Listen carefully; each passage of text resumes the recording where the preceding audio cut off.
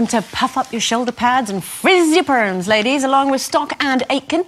Our next guest defined the pop sound of the 80s, writing and producing songs for stars including Rick Astley, Dead or Alive, Jason Donovan and Kylie Minogue. He now has high hopes for winning this year's Eurovision with his new protege, Josh Dubovie, with the song That Sounds Good to Me.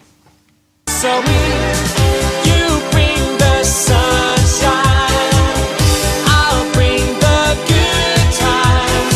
Just add your laughter, it's happy ever after.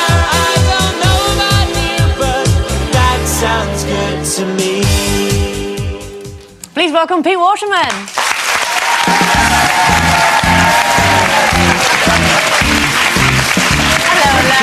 Good. Hello. Hey. How are we doing? You all right? Marvellous. Now, how's it being involved with Eurovision again? Because this isn't your Traumatic. first time. Really? Traumatic. You'd think you'd be used to it by now.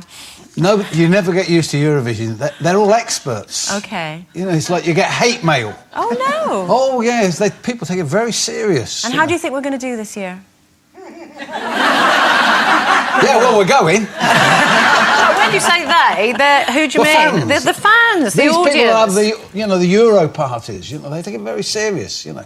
So if you don't win for them, we're dead. So are you confident? No. Quietly not. I think that's a great Eurovision track. It's got a great beat. You can dance to it. That's what people want. Waterloo, Bucks Fizz. That was all that sort of 80s. Well, it wasn't 80s. ABBA were, but no, they weren't. They were 70s. I don't know what I'm saying. Just forget I ever said anything like that. But it's got that disco beat. That's what people want in Eurovision. Well, we think it's good, and you know we've had amazing response to it. But you know, it's Eurovision. Yeah. Who knows? And you've teamed up with Mike Stock for this. Yes. I mean, you know, if you've got to bring in the greatest team around you, you know, it's he's the guy that makes it work. I mean, I'm just a front, you know. Are you? I'm not sure I should be the front for this, actually. No, it's been a lot of fun, but it is traumatic, because, I mean, we only had 6 hours.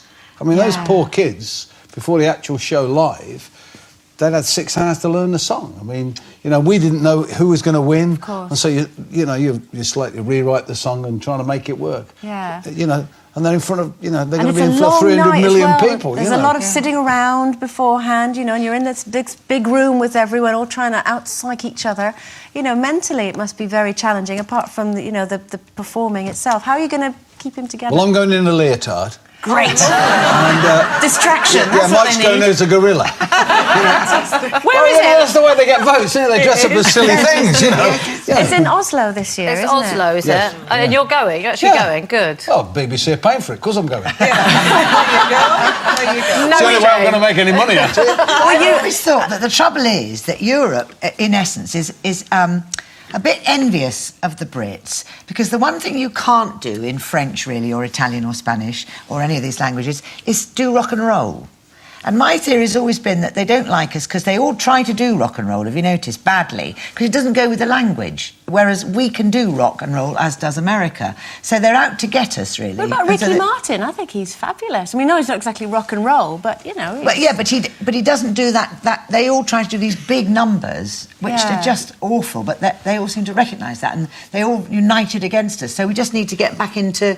Well, Is that your theory? Yeah. Would you like to write next year's entry? 'Cause I'm sure I can get you the job, honestly. Well, this is good, because this is back to this is back to giving in the standard we expect in England, but it gives Europe a catchy tune. That's the trouble is everybody's got a version. You know, when you're writing it, they go, well, you want it sort of catchy, but not too catchy. Yeah. You want it soft but loud.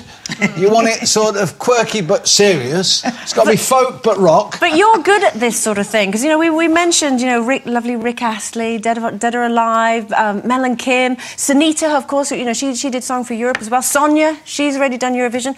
Let's take a little trip down memory lane, whether you like it or not.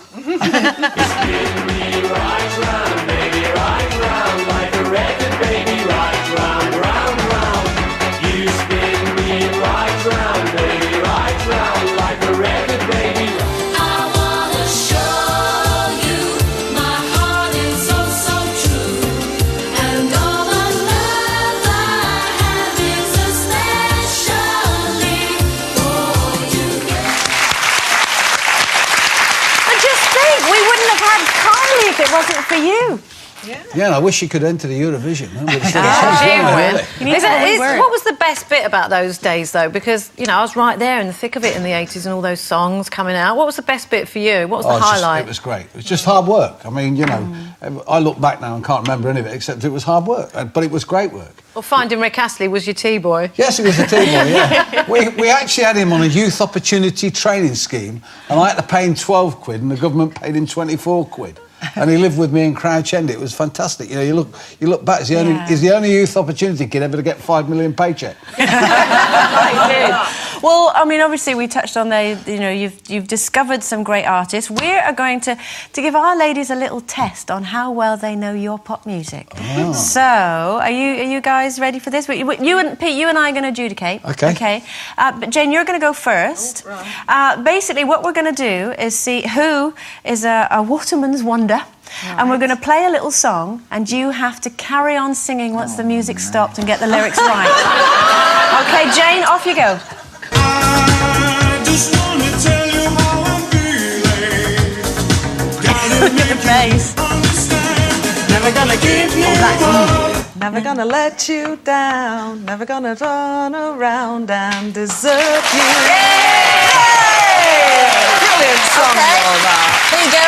Jane, that's for you. Oh! You can get the walk. OK, I'm next up, dare I say it, Carol, you're going to have to sing. Here we go, here's Carol's song. Give me everything I need. People play, and I want everyone to know. What is Toy it? boy, toy boy. Do you know what? I didn't recognise that at all from that bit they just played me. They were trying to stitch me up. Pete, tell us what it is. It's her Toy boy. song. No, no, sing it. It is. It's Sunita, Sorry, 1987, Toy Boy. OK. Do you know, just because of the extreme lack of effort, we're going to give you a prize anyway. There you go. OK, that's for you. Linda Bellingham, are you ready? No. OK, if you'd like to play Linda's song. You fell in love with me. Oh. Like I'm in love with you. Your dream is all I do. If only they come true. You're so lucky. Lucky, lucky, lucky. That's all I know. Oh, they all win a prize. Now, Linda, yours is a little bit wonky, but I think you've all been Waterman's wonders today. You're a wonky Waterman's wonder. A wonky wonder, yes. That was difficult. Yes, I didn't even know. I'd have thought it would be obvious for you to think of toy boys. Well, and yeah, I might have things. known. Oh, Yeah, I okay. could have guessed. So, Pete, when are you know jetting off to Oslo? Thursday. OK. And, Well, volcano permitting. yes, of course. That's the thing, is, you know, they've all gone this week, just in case. Of course. You're going to have the best time. It's It's like the fabulous. best party. You might have another #1 with this. Oh, that'd be nice, wouldn't it? Just as long as we don't think get positive, Neil, you'll be Peter. fine. Yes. It'll be fine. It's Pete Waterman, everyone. Yeah.